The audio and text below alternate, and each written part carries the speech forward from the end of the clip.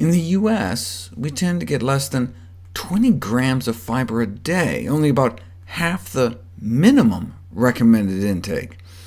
But in populations where many of our deadliest diseases are practically unknown, rural China, rural Africa, they're eating huge amounts of whole plant foods, up to 100 grams of fiber a day or more, which is what it's estimated our Paleolithic ancestors were getting, based on dietary analyses of modern-day primitive hunter-gatherer tribes, and by analyzing coprolites, human fossilized feces. In other words, paleopoop.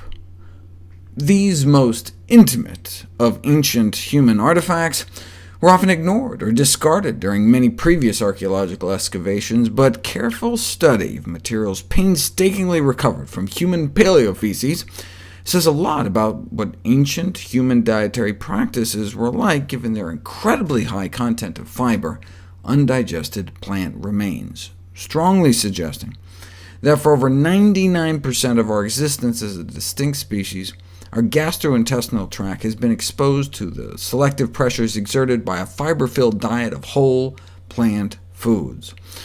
So for millions of years before the first stone tools and evidence of butchering our ancestors, we're eating plants. But what kind of plants? One way you can tell if animals are natural folivores or frugivores, meaning leaf eaters or fruit eaters, is to map the area of absorptive mucosa in our gut versus their functional body size. Folivores are those meant to eat mostly foliage, leaves, while frugivores are better designed to eat fruit. The faunivores eat the fauna, another name for carnivore. If you chart animals out this way, they fall along distinct lines. So where do humans land? Here's our functional body size, and here's our absorptive area.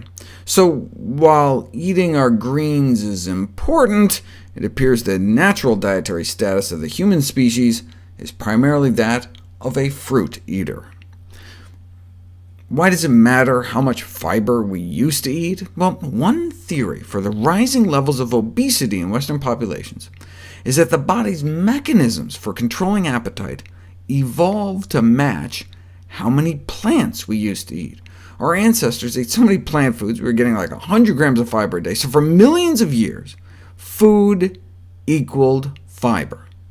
So no surprise, one of the physiological mechanisms our body evolved to suppress our appetite involved this fiber. For example, fiber is metabolized by our gut flora into short-chain fatty acids, which bind to and activate receptors on the surface of our cells that alter our metabolism. For example, activating receptors on fat cells to increase the expression of the weight-reducing hormone leptin.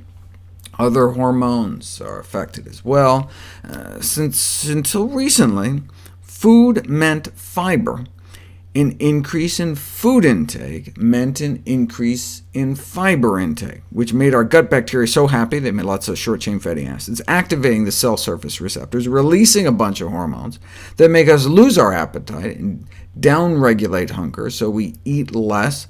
But if we eat less, there's less fiber in our gut, so less of these hormones are released, which boosts our appetite, we get hungry, and we want to eat. But what if food doesn't equal fiber, like on the standard American diet? Then we keep just getting those signals to eat, eat, eat. We're always hungry. If we haven't eaten our 100 grams of fiber for the day, our body may be like, what, are we starving here?